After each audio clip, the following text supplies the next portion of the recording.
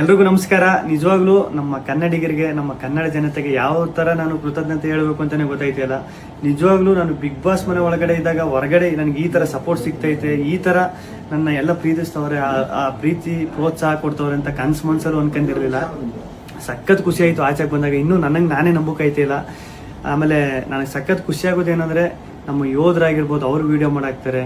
ಆಮೇಲೆ ನಮ್ಮ ಕನ್ನಡ ಜನತೆ ಅಲ್ಲದೆ ಬೇರೆ ರಾಜ್ಯದವರು, ಆಂಧ್ರ, ತಮಿಳುನಾಡು, ಬೇರೆ ದೇಶದಲ್ಲಿರೋರು, ಆಮೇಲೆ ನಮ್ಮ ರೈತರು ಈ ಸಂಕ್ರಾಂತಿ ಹಬ್ಬದಲ್ಲೆಲ್ಲ ಕಿಚ್ಚೊಡಿಬೇಕಾದ್ರೆ ಹಸುಗಳ ಮೇಲೆಲ್ಲ ಚಿತ್ರ ಬಿಡಿಸ್ಕೊಂಡು ಫೋಟೋ ಹಾಕೊಂಡೆಲ್ಲ ಸಕ್ಕ ಸಪೋರ್ಟ್ ಮಾಡಿದ್ರು. ಆಮೇಲೆ ನಮ್ಮ ಆಟೋ ಡ್ರೈವರ್ಸು ಸ್ಟಿಕ್ಕರ್ಸ್ ಎಲ್ಲ ಹಾಕೊಂಡು, ಆಮೇಲೆ ಪಾಪ ಈ ಟ್ಯಾಟೋ ಹಾಕೊಂಡು, ಅವ್ರು ಯಾರು ಅಂತಲೇ ಗೊತ್ತಿಲ್ಲ ಪಾಪ, ಟ್ಯಾಟೋ ಎಲ್ಲ ಹಾಕೊಂಡು ಅಷ್ಟೊಂದು ಪ್ರೀತಿ ತೋರಿಸಿದ್ರು.